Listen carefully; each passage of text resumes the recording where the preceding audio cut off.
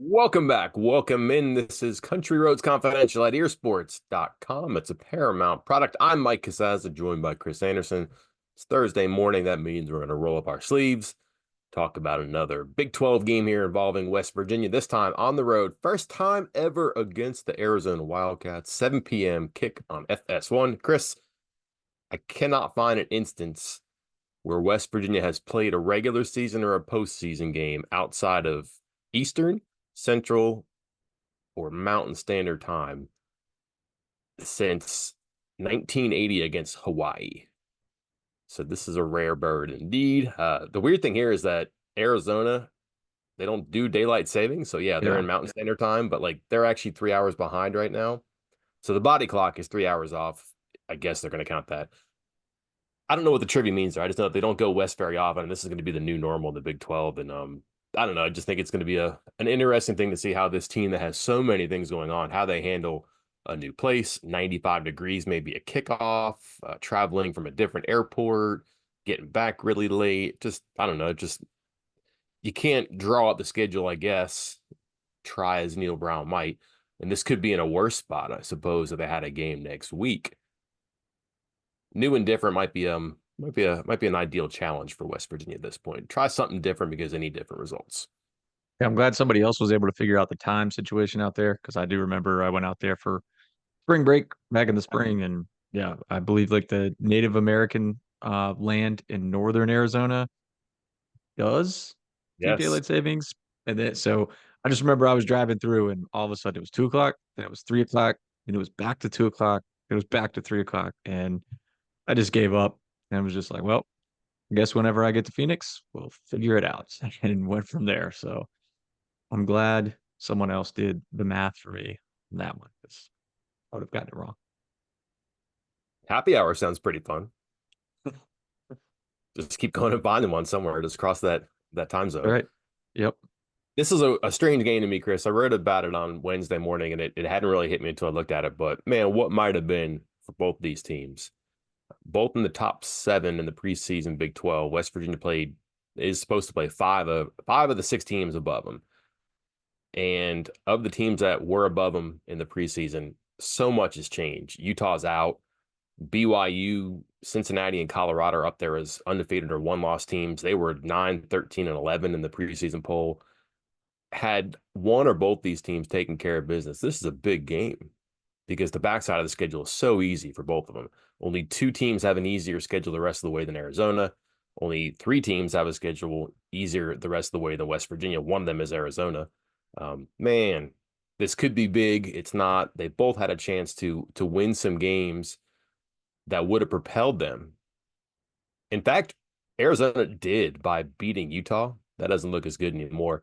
The losses since then have just dragged them down to the bottom. They're 1-3. West Virginia had a chance. They beat two of the teams ahead of them in the preseason poll and then lost back-to-back home games against ranked teams at night to leave them in this situation. I don't know if these two are like the poster child for the Big 12 because they haven't made the move up. When you look at just the volatility of the league, but also just the living in your regrets and what might have been, these are your two poster children here. Yeah, absolutely. I mean, it was just 2 weeks ago that I think I was reading off the stats from the ESPN Football Power Index where it said West Virginia had like an 11 or 12% chance of making the college football playoff. I mean, that Mhm. was obviously due to the fact that West Virginia had started 2-0 in the Big 12 conference, like you alluded to there. But man, tough times because Arizona, what they began the year ranked in the preseason. Were they ranked in the preseason or was it like after a win or two? But they were ranked at one point. West Virginia thought they should have been ranked in the preseason. Um, and here we are with a game that I would not have been surprised if it had been just tossed on the 10 p.m. slot and forgotten for everyone. But I guess they'll do 7 o'clock. Let it be a little bit of prime time, even if it is not on one of the major networks. Who do we get? FS1 is it's going to be Robert Smith, his team, right? It's not our boy, your boy, My boy. Tim. No, I'm I think pulling it's I'm Robert. pulling it up. I'm pulling it up because I already did my how to watch stream, etc. Let me see because it the game notes release or say who the announcers are. It's not Mark Alex Half. Faust and Robert Smith. Wait, That's who okay, it's I gonna can be. deal with this. I can deal with this. Not too bad. That or Helfrich, I'm okay with, I guess. I don't really know Robert Smith's work too well. I know who he is, but I don't think I've heard him very much. Yeah, surprised this wasn't an ESPN Plus game. If it is, it's probably a 10 o'clock start. I would guess because Arizona home game right now, when are you going to get fans jazz? And like again, it's going to be hot there when they kick, which kind of leads us to some personnel matters, Chris. We can cover these right now. Have not heard about what West Virginia will do at practice here on Thursday morning because it's very early in the morning. But Wednesday, no Garrett Green, no Wyatt Milam. They're still in red. You'd have to presume they're less likely than likely to play right now. Let me try that again. They're more likely to miss this game than to play in this game. Did I get that right? That sounds right. Jaheim White, as advertised, back limited participation in green today. I would say he is on the downslope on his way to playing right now, but you're probably going to be without your starting quarterback and your starting left tackle. Again, if you ranked offensive players for West Virginia, that's 1, 2, 3 in some order, I would think right now, and you're going to be without 66% of them. Uh-oh. Or can you serviceably replace Green and Milam, do enough with Donaldson and perhaps a third running back against a team that is frankly beatable, that just hasn't won in almost a month? That's tough because I didn't see much out of Nico in that game. And granted, he was hurt, but we talked about it. You put it on the board. He missed at least one day because of a bad back issue. And then, I mean, but that didn't hold Neil Brown back from being like, that was not acceptable play. Like, he repeated that. He said it Saturday night. He repeated it on Monday that everything he saw in the second half of that game with Nico at quarterback was not acceptable, was not what he would expect. And it was bad offense.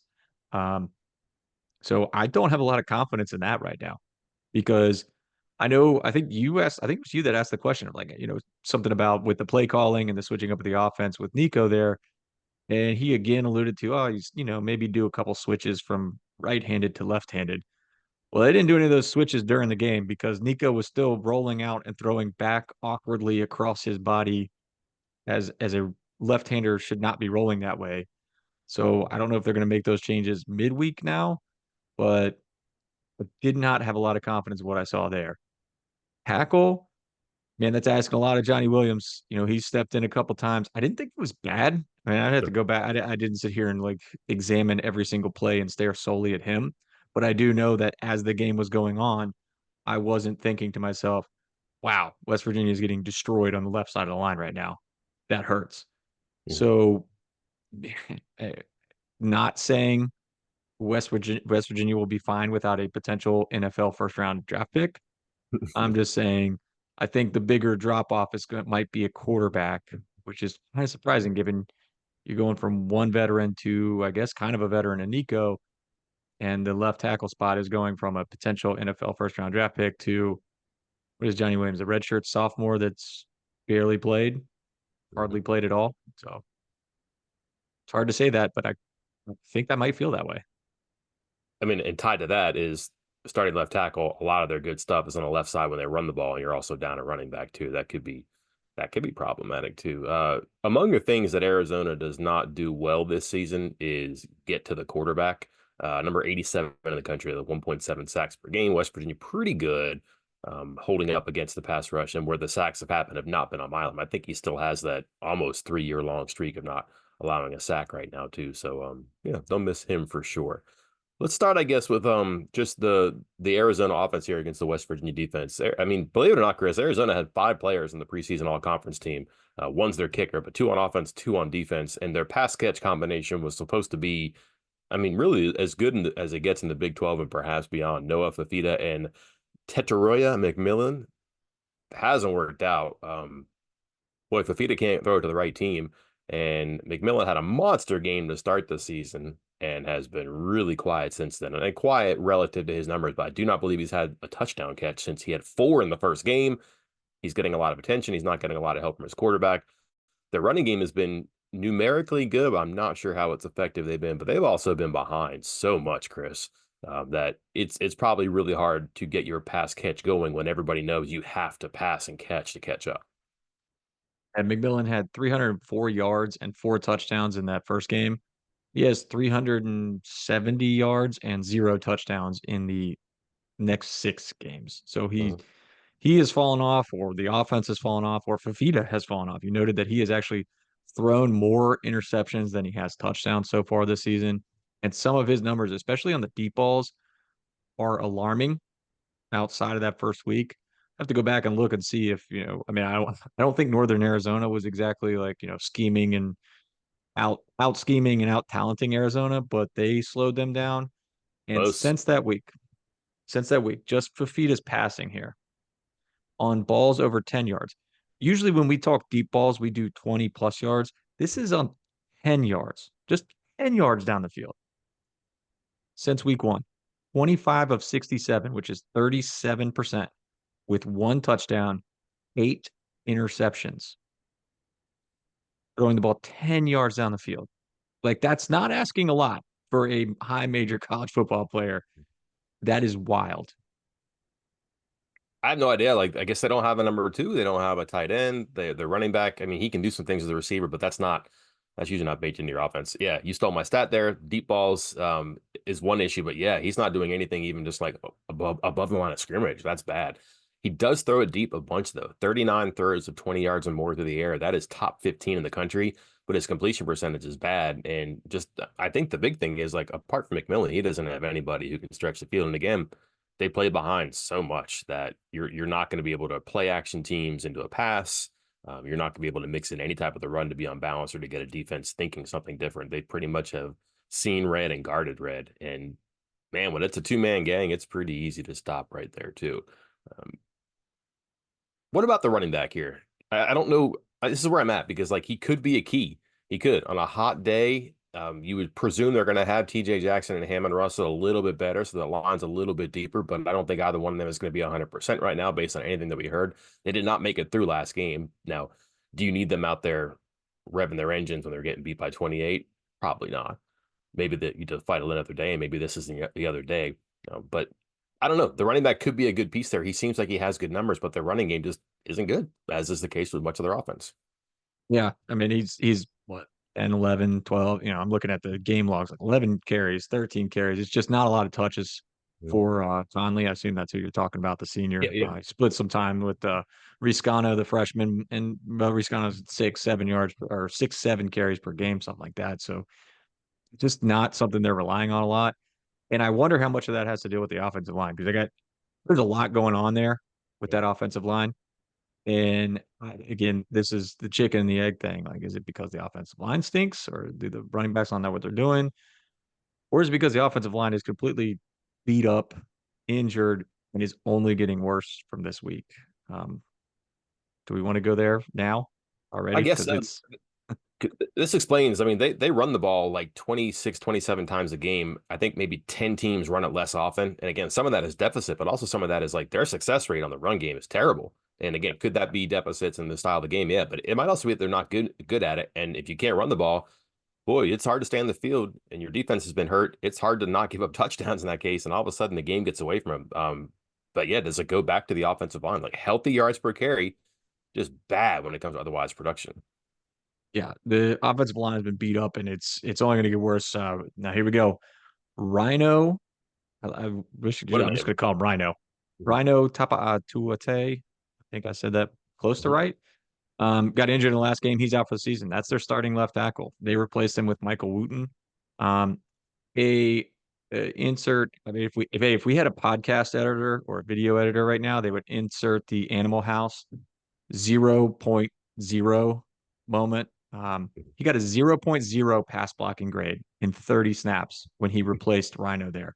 Look bad. He gave up 2 sacks, 4 pressures, had 2 false starts, and a holding penalty. It's a lot to jam into just 30 snaps right there. That's pretty darn impressive. And it was so bad that they then took him out of the game, slid the right tackle over to left tackle, brought in a guard, moved him to right tackle just to try to figure something out. And as of the moment that we're recording this, there's been no, declaration from their head coach about what their plan is there. I mean, he acknowledged in the post game that it was bad and kind of, made excuses for him that he was hurt as well earlier in the season. So he hasn't got the practice reps either. But Rhino is done and their offensive line is a mess. And I'm not sure they have an answer to fix it right now, which is going to, again, impact the run game, impact the pass game, impact everything. All right. I don't want to make this too simple. I think that, boy, I don't say you do the Kansas State game plan in reverse here, but I wonder if it's as simple as I'm not scared of your running game because you're not committed to it and you're not good at it. And we could be very basic up front and do what we can to stop your passing game. That just might be the game plan here for West Virginia. Tell me if I'm right or wrong there, Chris. I don't know if you double McMillan, but you probably keep a second guy near him at all times and dare someone else to beat you. But I can't see them playing a ton of loaded box. And I would see them probably trying to be concentrating their efforts into whatever they can muster up as a passing offense for Arizona. Yeah, I mean, it's funny because I think this is multiple times that Neil Brown has said after the game that West Virginia went all out to stop the run. Why? You're pretty good stopping the run. You don't need to double down on that. You should be trying to stop the pass because that's the one thing you can't do. I mean, even run first, run second type teams like Kansas State were like, hey, you know what? Screw it, let's pass. So West Virginia can't defend the pass. And you go and look at some of their sets, and I know it infuriated a lot of fans that were listening or got the clip of the Jordan Leslie press conference on Monday where he said, the defense was playing pretty well, run defense was good, et cetera, whatever he said along those lines. But the numbers don't lie. You go look at the advanced statistics on this kind of stuff, and West Virginia's defense in expected points added per rush, they rank top 30 in the nation. Their defensive success against the rush, number 14 in the country out of 134 teams. If you told me anything dealing with West Virginia's defense was ranked top 15 in the country, I would call you a liar. But that's where they're at as far as advanced statistics go against the run game. Why does it fall apart? Because they rank 132nd in the country in expected points added per pass attempt by opposing teams. So, yeah, maybe, just maybe, it might be time to say, hey, you know what? They beat us with the rush. They beat us with the rush. It's time to double down and try to stop the pass this week.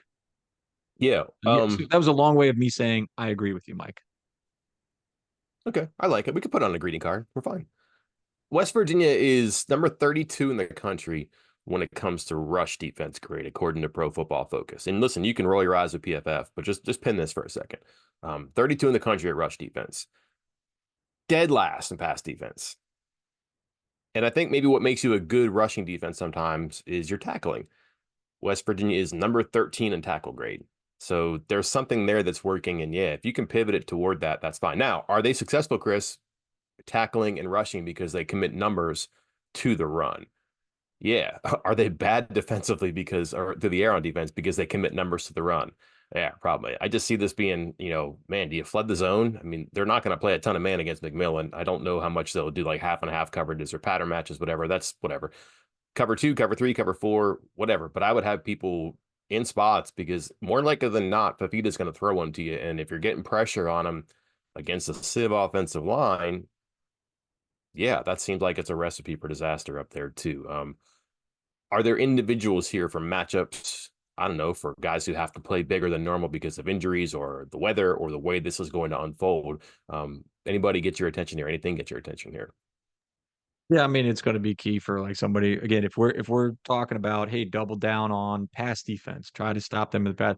That means the guys on West Virginia's defensive line are going to have to win one-on-ones. They're going to have to rush three or rush four and beat five, Mhm. which it ain't easy. I mean you're outnumbered, and so I think West Virginia guys like T.J. Jackson, Sean Martin, um, they had a conversation. Jordan Leslie had a conversation about most consistent players on defense, and he talked about Fatorma Moba. Everybody's raving about TJ Jackson and his play so far this season. Before Eddie V went out, they were talking about how great he was playing. You know who we're not talking about?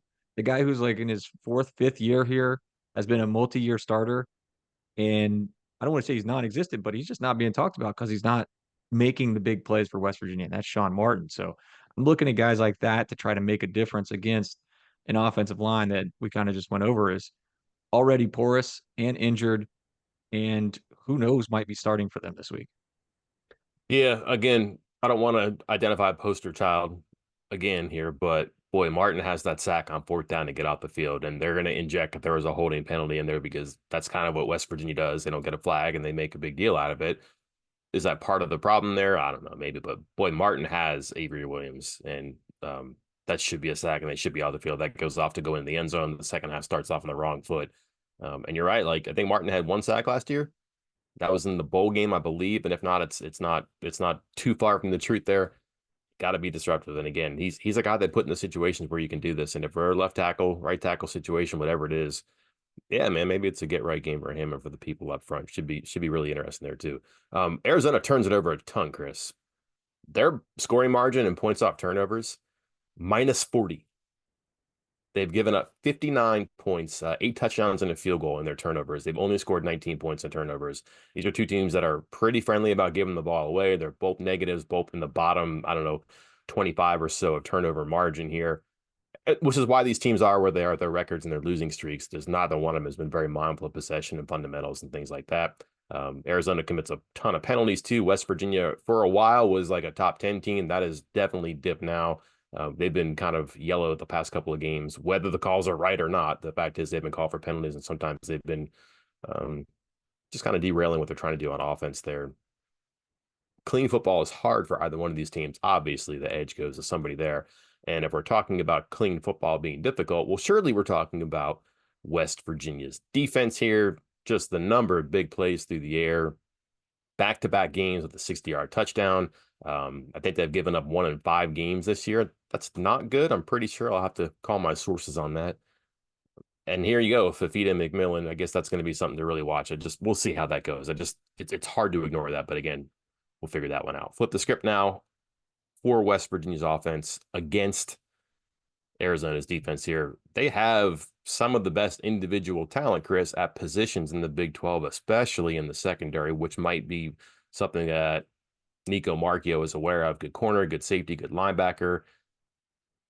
Where do you stay away from, or where do you highlight if you are trying to figure out what to do with Arizona? We say it depends. Like I hate to get into the injury game again, but Yeah, it's you big know, deal. we talk about West Virginia's, they're banged up. Lots of guys in, lots of guys out, lots of guys questionable. Arizona's the same way. Their leading tackler, linebacker Jacob Manu, out, done for the season. Injured Huge. while celebrating a third down stop during the game. His backup, uh, I can't pronounce it. I'm going to call him KK Camuela. Um, got injured during the game and left that one too. Their defensive tackle, Traden Stukes, tore his ACL the week before. Defensive back Gunnar Maldonado was doubtful. Cornerback Tacario Davis left the Colorado game and missed the game before that. Also doubtful. Um, Cornerback Groves Killebrew, Chuba May, Isaiah Johnson. Those last two are defensive linemen. Also questionable, maybe even doubtful. It's a mess back there. Guys that have gotten in and gotten some time, a few of them have been pretty good, but I just honestly, it's hard that we'll talk about a couple guys in a minute, but it's hard to know who else is going to be filling in these other spots. And maybe those are the spots you target, those second, third teamers that are going to be filling in for all these injured players. All right, so Nico Marchio, 400 yards, 4 touchdowns. Is that fair? Can I do that 7 minutes after I said I'm very concerned about the offense with Nico replacing Garrett Green? Is I think he could that be one okay? of those people who I think he could be one of those people who says both things, and when the right one comes to the front, you say, "Hey, I was right," and you just forget the part where you're wrong too. Which is Exactly. popular, right? That's a thing. That's a thing people That's a do. thing that's Yeah. happening. Do you think that Manu celebrated third down because they're so bad on third down this year? One of the worst, right? Like, yeah, like over 40%. So getting off the field on third down, that's not funny. But that was very Martin Gramatica. I kind of felt bad seeing that happen. But it's been that Yeah, type of year where you kind of feel bad for Brent Brennan because he comes into a situation where they won 10 games last year and they looked like they were onward and upward had they kept their coach. He leaves because Arizona is apparently as money strapped as other schools in the Big 12, worse, I would say. And it's hard to get a coach there, but that was a good situation to walk into. And I think you probably realize that with few exceptions, and maybe even fewer than you think, turnkey does not exist in college football anymore. Look at Alabama, for example. I think people would love to have their problems, but the fans don't. And you can walk into a team that did well. I mean, they took some hits in the portal, Arizona, but they brought back a lot of star power. Like I said, 5 all-conference players. The only team that had more is Oklahoma State. So maybe the key is to not have all conference players because Kansas State didn't have any. So maybe we're all wrong on these predictions that we should get out of that business. Real quick, I think I was reading from our Arizona site. I think it was where I saw it. To your point here, only one defensive starter from last year could be available for this weekend's game. That's how bad as far as departures in the offseason to the transfer portal and the injuries that we've also talked about. they could be going into this game this weekend with only one starter from last year's team on defense. Yeah, so like typically we'll do things here where we'll look at all right, who's been picked on, who's given up a lot of completions, who's defended passes, who hasn't missed tackles in the run game. I don't know. It's like birdshot, Chris. Like you might hit someone who's gonna play. You might also spend time talking about someone who's not gonna play or might not even make it through the game. Knock on wood, not wishing on them, but they've had that type of injury luck here too. Let's just say this though, in a controlled environment, what should West Virginia expect here? Because they're going to be a little bit light, like we said, perhaps left tackle, and then backfield we'll see. Um, I just think that Nico. Here's what I found very interesting about the Q&A with the coaches this week is that I did ask, hey, can you add things to the offense with Nico? Like I understand this whole thing about the offense is the same, we can call it the same. They're not the same quarterback. And I think people would tell you that Nico, listen, I've had this conversation with people like Green does throw a good deep ball. It's not terribly accurate. People say that Markio has a better arm and he's better at stretching the field. So perhaps there are more deep shots in this offense because their explosivity has been lacking. I'm going to write about that later on in the week. They just don't have the explosive plays anymore. Does that come to this? Well, no one really said that. What caught my attention, Chris, it was Chad Scott saying that Nico is really good with the RPO game. He's got a feel for it. He did it in high school. He can do it now. He sees things really well. He makes good decisions. He pointed out that touchdown passes he's thrown this year against Oklahoma State and Kansas State, both the trailing Ray, were red zone RPO plays. That would be an addition because, as Chad Scott said, Green is not good at it. He doesn't see it very well, and they don't seem to call it very often. That's about the simplest way you can run an offense, I think, Chris, is RPO, especially if you're good at it, because it just puts the defense in conflict. And I'm not picking on Arizona's defense here, but it's going to be so thin. And like sitting ducks might be the right way to put this. If they're starting to spin the RPO game and it works out really well, that's a simple way to approach this. And if Markio was just doing what he knows to do, the ball should move, right? Like I wonder if they get very exotic on offense. I wonder how many RPOs that they call early to see if he does have a good feel for it in the game because he has before. More importantly, does Arizona have a counter to this, or are they going to be trying to, kind of fix the plane while it's in the air?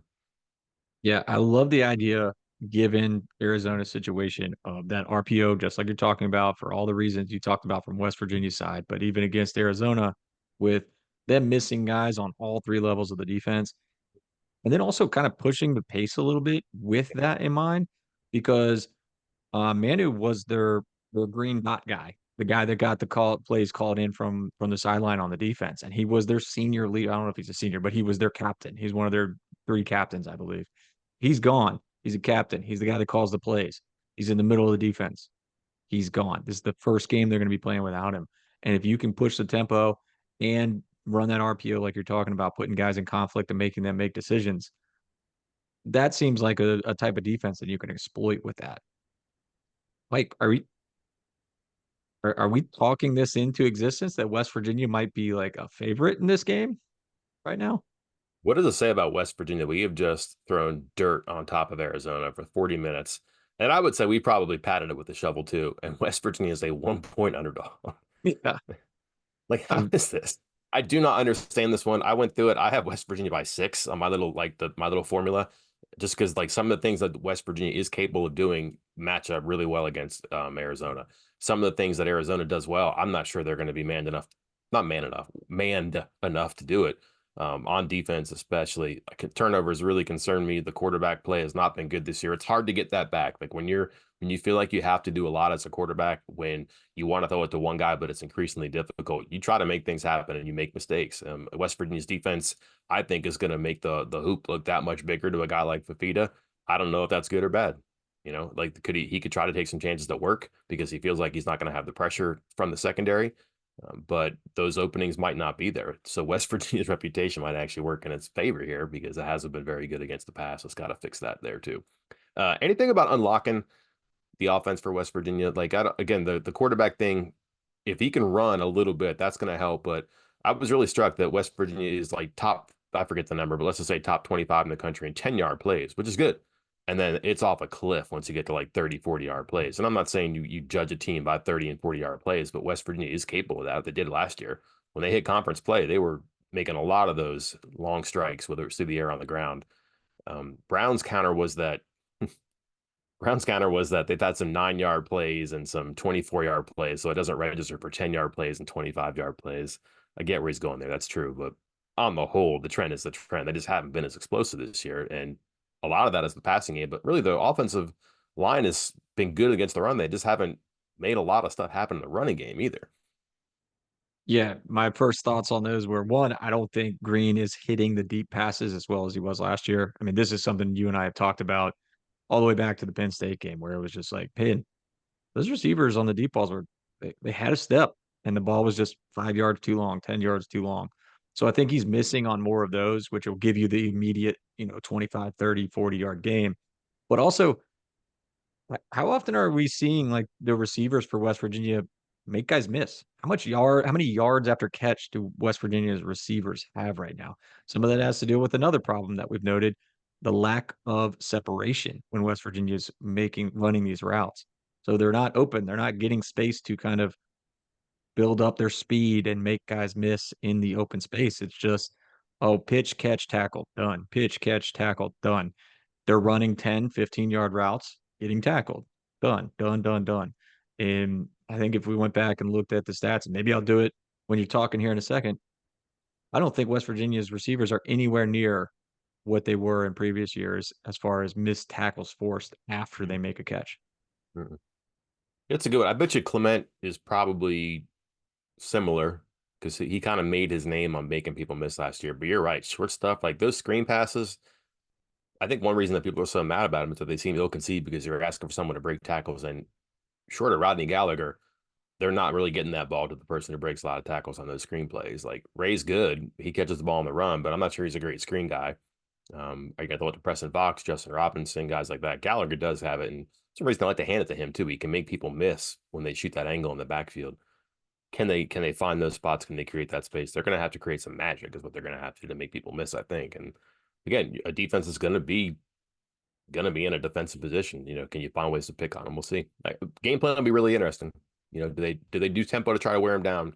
Do they throw a bunch of screens and make people chase and tackle? Are they just going to hammer him with C.J. Donaldson? Because West Virginia has used C.J. Donaldson as like the reliever who comes in and takes advantage of a defense that's been chasing Jaheim White. That's a little bit different to start with C.J. Donaldson leaning on somebody. And if White doesn't go or if he can't start, does White come in and pick on that? Oh, it'll be fun to watch there too.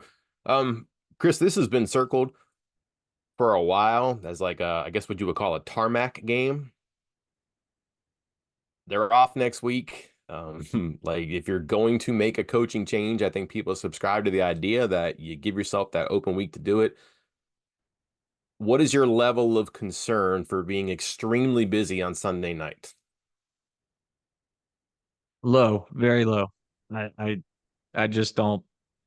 I don't know. Nothing I feel like has changed from conversations that you and I have had on here on the board that something immediate is going to happen like the next week or two. It feels like one of those situations where it's going to wait till the end. You've explained why. Pete Thamel, put on Twitter like, "Hey, you notice no one's been fired yet? It's because all of these athletic directors are terrified of revenue sharing and their rosters falling apart, transfer portal, et cetera, et cetera, et cetera." And so the idea that West Virginia would then jump the gun and do it this week, I mean, no, the, close to zero by Sunday. Why are you smirking? Or do you think it's more than zero? I mean, I would say I mean, if it's never zero, it's pretty close. Yeah. It's just, I don't, For because now, I know there's people listening to this that are, oh, what? For the next week or two, it's close to zero. yeah, for the next 6 weeks, it's probably close to zero, Chris. Like they're not going to make an in-season coaching change. I talked to somebody this week who told me, I think I can say this word, it'd be asinine for West Virginia to do that. And again, I think what's kind of woven into the Pete Thamel tweet and some of the ideas that ADs have is that you really need to walk into a room with an agent and a head coach, whether it's now or weeks from now, knowing what your number is for revenue sharing. Because there's not going to be a lot of people who are maxed out to the ceiling. I don't think that West Virginia has a chance of being maxed out to the ceiling on that. And that shouldn't be a surprise. I really wonder how many Big 12 teams will do that, how many teams in general will do that. But you need to go to a coach and say, yeah, we can give you 18 million. It's not 20, but it's 18. Hey, we're going to give you the cap, whatever. But you have to do that. And you're not seeing that right now. And that's not an issue for Southern Miss. That's not an issue for ECU. They're not going to get that number. So, yeah, you're going to see some people wait because even if you do start the back channel now, Chris, and that's the advantage of doing a coaching change now, what are you saying? What's your back channel information? I don't know. So what's your rush? Hurry up and wait. I don't think it makes sense. And then the other part about it is too, is you're not, what's your evaluation of West Virginia the rest of the year? Like if you want to go 4 years with Jeff Koons in charge or 4 weeks with Jeff Koons in charge, I don't think he's going to be the next head coach here. I don't think anybody here would be a candidate to be the next head coach here. So that doesn't make sense. And then just look, you probably risk, yeah, massive player turnover. Guys in their academics may go in the tank. The performance is bad. You can do damage to the back end of the schedule where how many home games are left? One, two home games left, right? Yeah, too.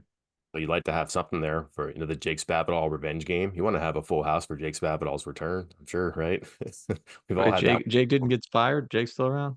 A lot, Yeah, lot of, lot of, unfortunately, a lot of former WVU coaches getting the axe lately.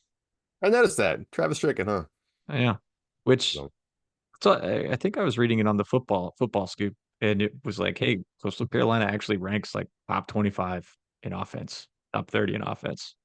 And the new coach out there, just offensive guy, wanted to make a change apparently, but not nearly as bad as some other situations for sure. I think the point you would want to make here is that this is certainly a winnable game for Brown. Again, I don't understand how they're an underdog apart from they're being on the road, and it is new. But if you lose, I'm not sure they're not going to can him right away. But that's a big strike. That's a big strike. That's an X that's scribbled over a marker in Sharpie because that shouldn't be happening to you right now. That's not an overwhelming opponent on the other side of the field on Saturday. And if you get overwhelmed by that opponent, then there's probably something. The call is coming in from inside the house, Chris. You probably can't blame that one on anybody else. We'll see. All right, 7 o'clock kick, FS1. Robert Smith. So we're happy about that. What are we talking about once we hit, I don't know, 10:45 Saturday night? I'm going to cheat just slightly. I'm going to talk two players, one on each side of the line. Talking TJ Jackson on defense, we already broke down why. Um, you got to be able to put pressure on the quarterback while simultaneously doubling down on help in the secondary, which means going to put a lot of pressure on guys like Sean Martin, TJ Jackson, etc. But little side note that we need to watch closely. Nick Malone, because we kind of poo-pooed on Arizona's defense, talked about all the injuries, all that stuff, but they do have one really good pass rusher. And as you noted, not very good pass rushing as a team. However, they do have one guy who does very well, and that is Trey Smith. He is tied for the Big 12 lead with TJ Jackson with 26 pressures so far this season. He lines up almost exclusively last game 40 out of his 45, no, 45 out of 45 snaps on the left edge, left quote, outside linebacker, left end, whatever you want to call it, lining up directly across from a right tackle. Well, guess what, Mike? If there is a left-handed quarterback, what does that make the right tackle? Blindside. Blind side. Okay. So the toughest opponent or the toughest probably pass rusher that West Virginia has faced, with the exception of Kansas State, maybe they'll face this season right now going up against Nick Malone, who is suddenly going to be thrust into the blind side position that he has not yet been in this year. Keep an eye on that moving forward, or at least Saturday night. Okay. That's really good, actually. I had not noticed that one as far as like a specific, because usually we're so used to like boundary and field, and you guys can't just have a left end and a right end. But yeah, that's kind of unique. We'll see. I'm gonna make this one really simple. I'm just gonna watch the coin toss, Chris. West Virginia has this incredible streak going of 13 straight games where they've started with the ball. And more often than not, they're winning the toss and they're taking it, but also teams are deferring. That hasn't happened in a while. People are making this like as a thing against Brown that stop doing this because it's you're not changing anything. I don't know why you would change it. He wants the ball first. He thinks it creates extra possessions in the course of a season, and not just to get the game, but like you're going to squeeze in an extra one at the half. You're typically looking at between like 7 snaps and a half, right? So the odd number would mean you get one more. There is some analytical stuff people might roll their eyes at. However, you would love to get the ball first, score, and put Arizona behind because they're playing from behind so often and they don't run the ball very well. I'm not saying they would quit down 7-0, but they might really change down 10-0, down 14-0. So try to get the advantage there. Conversely, if Arizona wins the toss, fire Brent Brennan into the sun if he defers and gives West Virginia the ball. Make West Virginia uncomfortable. Make them do something they haven't done lately. This is going to be a weird thing for them being on the road, too. They always start with the ball. I'd flip the script on them. And also, I'd try to get my offense in the field. see if they can take advantage of the defense that West Virginia will put out there and try to get up 7-0 or 3-0 rather than playing from behind as often as they have. Small thing, but it couldn't turn out to be a big one there. It pales in comparison to your Nick Malone point, Chris, but I think it's something to keep an eye on right at the start. Maybe we'll talk about at the end. If you get off to a slow start here, man, the momentum of a team that wants something to happen, that could be really dangerous too, especially at night. Again, the temperatures, the state of West Virginia's offense and defense, that could be something that gets away from if they're not careful. Try to get it done early if you can. I think that's something to keep an eye on there. Coming up in the site here, I will have the fresh set with some things that we'll look into inwardly at the game, 10 facts and figures, a little bit of a background story before we go into this one, a goal, um, by the numbers, got a feature about what's happening in the explosive parts of their offense, secret scrimmage on Saturday that we'll be paying attention to before kickoff. What do you have coming up, Chris? We're going to have a couple more preview pieces, but also a lot of recruiting stuff going on, football visitors, new football offers, but also things that I don't think you're going to be seeing anywhere else. Updates with a 4-star point guard, update with another basketball visitor that's coming down, update with a recent baseball commitment at shortstop, and some more baseball visitors coming up. So keep an eye on that stuff. And Ding. also, I think, back to what you said earlier about ignoring it when you're wrong, but bringing it up when you're right. Charity bets are on a 3-week winning streak. Just want to check that out on Thursday. I know I haven't mentioned it all year because I think I'm on like a 2-year losing streak, but let's go ahead and jinx it and talk about how we've won pennies for the last 3 weeks and make sure you check it out. Fade. We'll see. Until then, I'm Mike Casaza. And I'm Chris Anderson. We'll talk to you then.